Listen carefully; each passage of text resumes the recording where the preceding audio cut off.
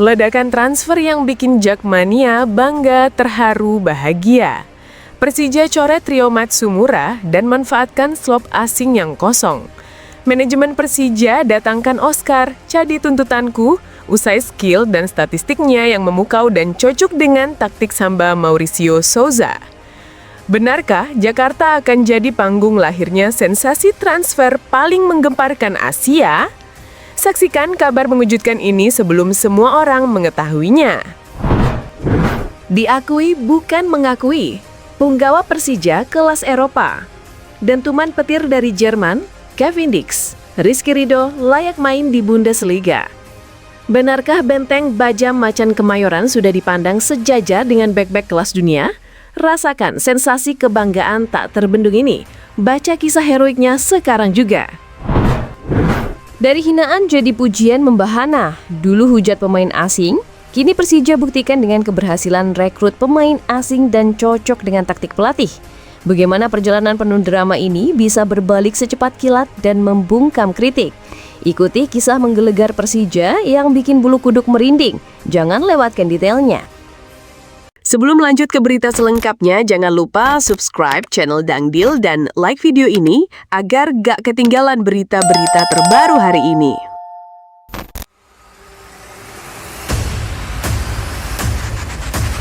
Jakarta kembali bergemuruh.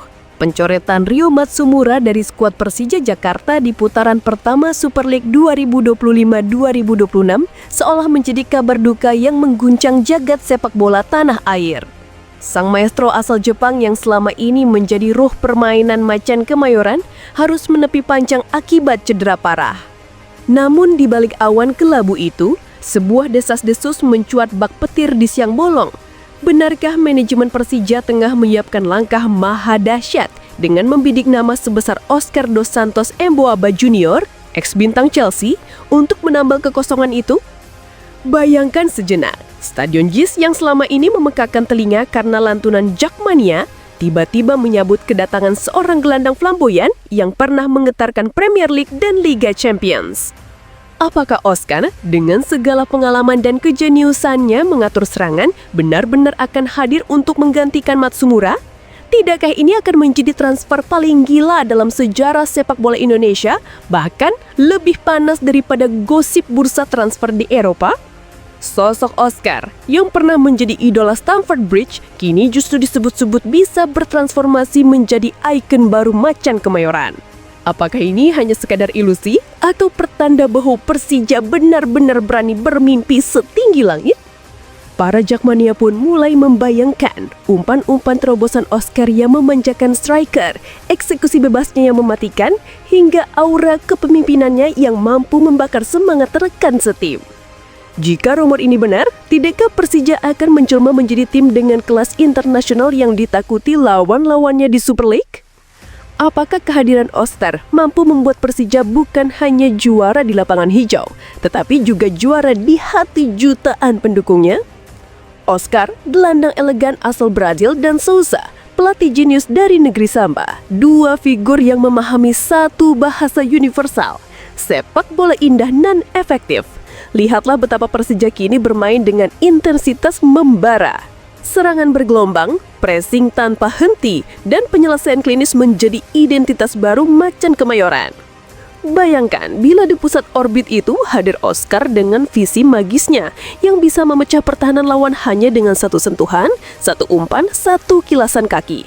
Apakah Persija akan menjelma menjadi mesin gol yang tak tertandingi? Souza tentu tak asing dengan karakteristik pemain Brazil. Ia tahu bagaimana memanjakan pemain seperti Oscar dengan ruang kebebasan, sekaligus mengikatnya dalam taktik yang solid. Jika dalam dua laga terakhir Persija sudah tampil sempurna tanpa sosok sekelas Oscar, tidakkah bila maestro itu benar-benar hadir, Macan Kemayoran akan menjelma menjadi monster sepak bola yang menakutkan, bukan hanya di Indonesia tetapi juga di Asia? Jakmania pun mulai bermimpi lebih tinggi. Mereka membayangkan stadion bergemuruh, tribun bergetar, dan gol demi gol lahir dari kaki Oscar yang bekerja sama dengan lini depan. Tidakkah ini akan menjadi simfoni kemenangan yang meruntuhkan nyala lawan? Tidakkah ini akan membuat Persija berdiri tegak sebagai simbol kejayaan sepak bola modern Indonesia? Spekulasi ini memang masih sebatas bayangan, tapi getarannya sudah nyata. Persija yang kini sedang terbang tinggi dengan taktik Jitu Sousa bisa saja mencapai puncak tertinggi bila benar-benar dipertemukan dengan Oscar. Dan bila itu terjadi, sejarah akan mencatat. Inilah momen ketika Macan Kemayoran mengaum lebih keras daripada sebelumnya, dengan Oscar sebagai senjata pamungkasnya. Jakarta pernah diguncang kegelisahan. Kala itu, The Jakmania meluapkan kekecewaannya karena manajemen Persija dianggap lamban, bahkan sembrono dalam merekrut dan mengumumkan pemain asing. Sindiran-sindiran pedas membanjiri lini massa. Kuota 11 yang dipakai cuma 8. Itu pun yang berguna hanya 3. Apakah cukup untuk klub sebesar Persija? Nada protes itu bergema layaknya dentuman genderang perang, seolah menjadi tamparan keras bagi manajemen yang kala itu sedang berada di bawah sorotan tajam. Namun sepak bola selalu punya cara mengisahkan drama luar biasa. Dari teriakan skeptis itu, kini Persija menjawab dengan lantang di atas lapangan hijau. 2 laga perdana Super League 2025-2026 menjelma menjadi panggung kebangkitan. Persija menghajar Persita 4-0 di kandang, lalu melanjutkan dengan kemenangan gemilang atas Persis Solo di Manahan. Tak hanya menang, Macan Kemayoran tampil bak mesin perang. Banjir gol, dominasi mutlak, dan cataban nirbobol yang membuat lawan-lawan terbungkam. Apakah ini jawaban terbaik bagi kritik keras masa lalu?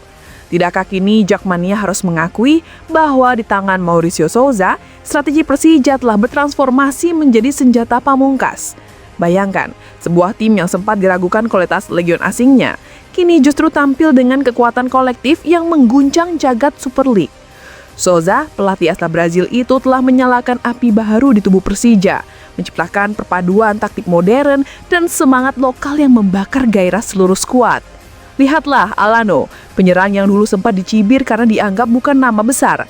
Kini ia menjelma menjadi mesin gol yang ditakuti, dengan kecepatan dan penyelesaian akhir yang membuat lawan bertekuk lutut. Sementara itu, lini belakang Persija berdiri kokoh laksana tembok baja.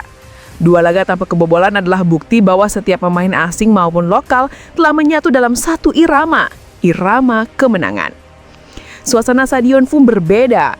Jika dulu suara Jakmania penuh nada sindiran, kini yang terdengar hanyalah dentuman nyanyian kemenangan. GBK bergemuruh, JIS bergetar, dan Manahan pun takluk pada auman Macan Kemayoran.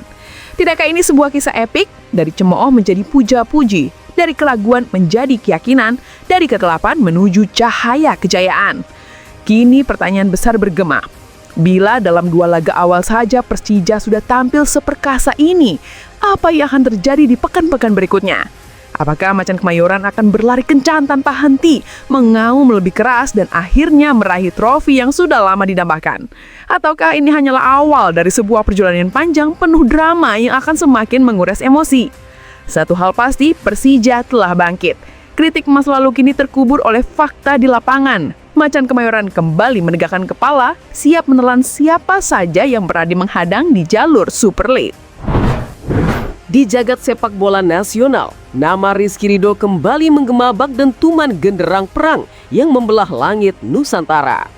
Tidak tanggung-tanggung, kali ini pujian datang bukan dari sembarang sosok, melainkan dari seorang pemain yang kini mengadu nasib di salah satu liga paling bergengsi di dunia, Kevin Dix, bek tangguh Borussia Mönchengladbach, yang kesehariannya berhadapan dengan penyerang kelas dunia di Bundesliga Jerman.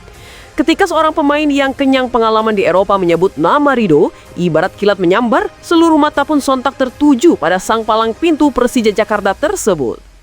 Dalam sebuah wawancara, Dix dengan lantang menegaskan, "Saya kira Ridho sangat cocok di Bundesliga. Saya sudah sering bicara soal dia bahwa dia akan luar biasa bermain di Eropa." Kalimat itu sederhana, namun maknanya laksana tombak api yang menusuk ke dalam sanubari pencinta sepak bola Indonesia. Betapa tidak, Bundesliga bukanlah liga sembarangan. Di sanalah nama-nama beken seperti Thomas Müller, Marco Reus, hingga Robert Lewandowski semasa di Bayern pernah mengukir sejarah. Dan kini ada seorang anak bangsa, produk asli bumi pertiwi yang disebut-sebut pantas untuk mencicipi kerasnya kompetisi tersebut. Bayangkan Ridho, bek tangguh dengan tubuh tegap, berduel menawan striker raksasa Jerman di stadion penuh gegap gempita. Bayangkan ia menahan gempuran cepat dari winger eksplosif ala Bundesliga, lalu menjatuhkan lawan dengan tackle presisi yang membuat seisi stadion bergemuruh. tidak hanya mimpi. Kevin Dix menegaskan bahwa hal itu adalah sebuah kemungkinan nyata jika Ridho berani melangkah keluar dari zona nyaman Super League. Yang lebih menarik, sanjungan Dix ini datang pada momen di mana Persija Jakarta sedang dalam performa menanjak. Di 2 pekan awal kompetisi, Macan Kemayoran tampil meringas, mencatatkan kemenangan beruntun tanpa kebobolan, seakan menunjukkan bahwa Ridho bukan sekedar pemain bertahan biasa. Ia adalah benteng kokoh yang mampu menjelma tembok Berlin di lini pertahanan Persija. Jika di Super League saja ia bisa menjadi pilar tak tergoyahkan, apa yang menghalangi dirinya untuk mengukir jejak di Jerman? Pertanyaan itu kini menggantung di udara. Apakah manajemen Persija Jakarta siap melepas permata berharganya untuk terbang lebih tinggi? Apakah Bundesliga akan menjadi tanah yang menahbiskan Ridho sebagai legenda baru Indonesia di Eropa? Atau justru pujian Dix hanya akan menjadi dongeng indah yang menenangkan hati supporter? Namun satu hal yang pasti, setiap kali nama Ridho digumandangkan, setiap kali ia berlari mengejar bola, di Jakmania tahu mereka sudah menyaksikan sesuatu yang istimewa. Kini, dengan sorotan Eropa yang kian tajam, kisah Ridho bukan lagi sekedar perjalanan seorang anak kampung yang jadi andalan klub ibu kota. Ia telah menjadi simbol harapan, cermin mimpi, sekaligus obor yang menyalakan semangat jutaan rakyat Indonesia bahwa mimpi menembus Eropa bukanlah mustahil. Dan jika pada akhirnya Ridho benar-benar menampakkan kakinya di tanah Jerman, bayangkanlah bagaimana gegap gembita yang akan mengguncang Senayan. Jakarta akan bersorek, Nusantara akan bergetar, dan dunia akan tahu Indonesia punya tembok baja yang tak sekedar berdiri di Stadion Patriot, melainkan menjulang kokoh di panggung Bundesliga.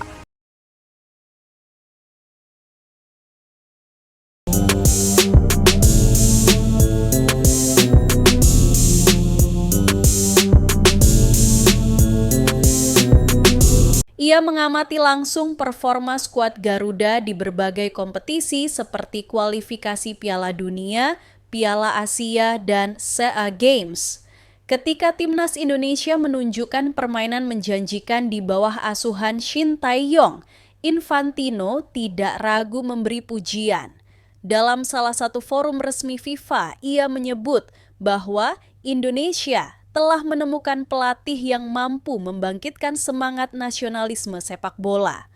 Menurutnya, perubahan kultur latihan, disiplin, dan pola permainan adalah indikator bahwa Indonesia berada di jalur yang benar. Dalam interaksinya dengan para pemain muda Indonesia, Infantino selalu memberi motivasi bahwa mereka harus berani bermimpi tampil di Piala Dunia.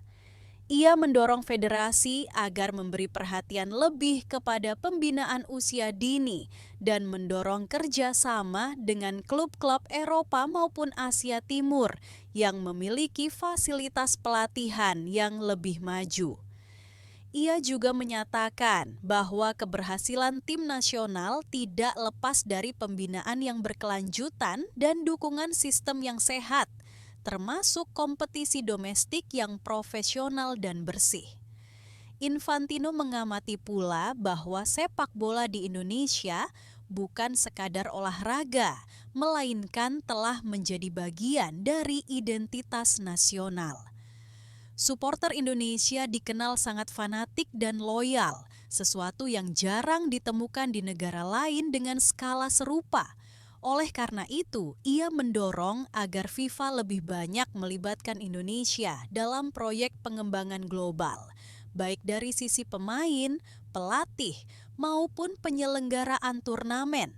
Ia meyakini bahwa jika Indonesia mampu menjaga momentum pembangunan, maka negara ini bisa menciptakan sejarah dengan lolos ke Piala Dunia Senior dalam waktu tidak terlalu lama. Salah satu momen penting yang menunjukkan perhatian Infantino terhadap Indonesia adalah ketika tragedi Kanjuruhan mengguncang dunia sepak bola. Ia menyampaikan belasungkawa langsung dan memerintahkan FIFA untuk memberikan bantuan investigasi serta pendampingan teknis guna mencegah insiden serupa di masa depan. Ia mengatakan bahwa nyawa dalam sepak bola adalah hal yang paling utama, dan tragedi itu menjadi pengingat betapa pentingnya manajemen pertandingan dan keselamatan stadion. FIFA di bawah komandonya turut serta dalam menyusun regulasi keamanan stadion di Indonesia agar tragedi itu tidak terulang. Infantino juga mendorong agar Indonesia menjadi bagian dari dialog global mengenai masa depan sepak bola. Ia mengundang tokoh-tokoh PSSI untuk hadir dalam Kongres FIFA dan berdiskusi mengenai reformasi sepak bola modern. Dalam pertemuan-pertemuan itu, Indonesia tidak lagi dipandang sebelah mata, melainkan sebagai mitra strategis yang bisa memberi kontribusi ide dan gagasan. Hal ini juga mencerminkan upaya Infantino yang ingin menjadikan FIFA sebagai organisasi yang lebih inklusif dan berorientasi pada pengembangan seluruh anggota, tidak hanya kekuatan tradisional. Ketika Indonesia menghadapi berbagai tantangan seperti ketertinggalan infrastruktur, kualitas pelatih yang terbatas, dan sistem liga yang belum sepenuhnya profesional, Infantino tetap percaya bahwa perubahan bisa terjadi. Ia menilai bahwa semangat rakyat Indonesia dalam mencintai sepak bola bisa menjadi modal besar untuk reformasi berkelanjutan. Bahkan, dalam satu forum, ia secara terbuka mengatakan bahwa Indonesia memiliki potensi untuk menjadi tuan rumah bersama Piala Dunia di masa depan. Tentu, dengan persiapan yang matang dan dukungan infrastruktur yang memadai. Peran Gianni Infantino dalam mendukung kemajuan timnas Indonesia bukan sekadar simbolik. Ia membuka ruang kerja sama antara FIFA dan PSSI dalam berbagai program pelatihan, pengembangan teknologi, dan bantuan teknis lainnya. Ia juga menjadikan Indonesia sebagai contoh bagaimana negara dengan tantangan besar tetap bisa menunjukkan kemajuan jika dibimbing dengan niat baik dan dukungan global. Di masa depan, Infantino berharap Indonesia tidak hanya dikenal sebagai negara dengan supporter fanatik, tetapi juga sebagai penghasil pemain-pemain berkualitas dunia. Ia menginginkan agar suatu hari nanti dunia mengenal nama-nama dari Indonesia yang bermain di liga top Eropa dan menjadi bagian penting dari kompetisi FIFA.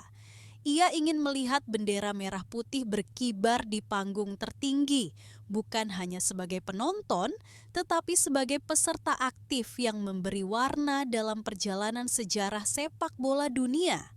Gianni Infantino adalah sosok yang mencuri perhatian dunia sepak bola internasional sejak ia terpilih menjadi presiden FIFA pada tahun 2016. Dengan kepala pelontos yang khas dan gaya bicara tegas namun diplomatis, Infantino tampil sebagai figur yang membawa angin perubahan di tubuh organisasi tertinggi sepak bola dunia tersebut. Ia lahir pada tanggal 23 Maret 1970 di Brig, sebuah kota kecil di Swiss, dari keluarga keturunan Italia. Masa kecilnya tidak jauh dari dunia sepak bola. Ayahnya bekerja sebagai pekerja kereta api dan ibunya seorang ibu rumah tangga, namun keduanya sangat menyukai sepak bola. Dari merekalah Infantino belajar mencintai olahraga ini sejak dini. Pendidikan formal Infantino berakar kuat pada bidang hukum. Ia menempuh pendidikan hukum di Universitas Fribourg di Swiss dan kemudian mulai bekerja sebagai penasihat hukum untuk institusi-institusi olahraga termasuk UEFA. Kecintaannya pada sepak bola tidak hanya berhenti di tribun penonton. Ia aktif dalam banyak kegiatan terkait pengembangan regulasi, legalitas kompetisi, dan struktur organisasi sepak bola Eropa. Karirnya mulai benar-benar menanjak ketika ia menjadi bagian dari UEFA pada tahun 2000 dan kemudian menjabat sebagai Sekretaris Jenderal UEFA dari 2009 hingga 2016. Inilah ia memperlihatkan kapasitas manajerial dan strategis yang akhirnya membuatnya menjadi figur publik yang sangat dikenal di lingkup sepak bola Eropa. Ketika FIFA diterpa badai besar akibat skandal korupsi yang menggulingkan presiden sebelumnya, Sepp Blatter, banyak pihak menyaksikan masa depan organisasi tersebut.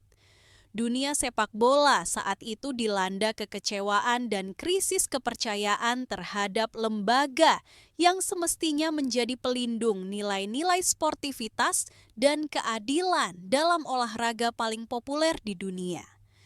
Di tengah kekacauan itu, nama Gianni Infantino mencuat sebagai salah satu kandidat presiden FIFA yang dianggap bisa membawa perubahan.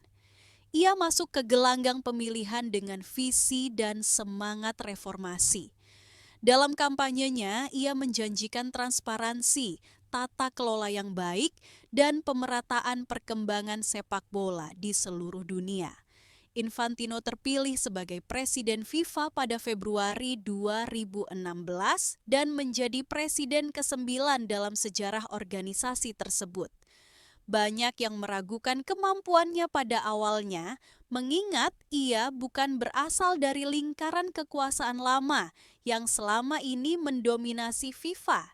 Namun, justru dari luar sistem lama itulah Infantino datang membawa pembaruan. Salah satu langkah pertama yang ia lakukan adalah mereformasi struktur internal FIFA agar lebih transparan. Ia mengubah sistem keuangan, membuat laporan yang lebih terbuka, dan memberlakukan kebijakan anti korupsi yang lebih ketat. Dalam hal teknis dan pengembangan olahraga, Infantino memperluas cakupan turnamen internasional. Salah satu keputusan terbesarnya adalah memperluas jumlah peserta Piala Dunia dari 32 menjadi 48 tim mulai edisi 2026. Keputusan ini mendapat pro dan kontra. Banyak yang menyambut baik karena memberi kesempatan lebih luas bagi negara-negara kecil untuk tampil di panggung dunia. Namun, ada pula yang mengkritik bahwa hal ini bisa menurunkan kualitas kompetisi.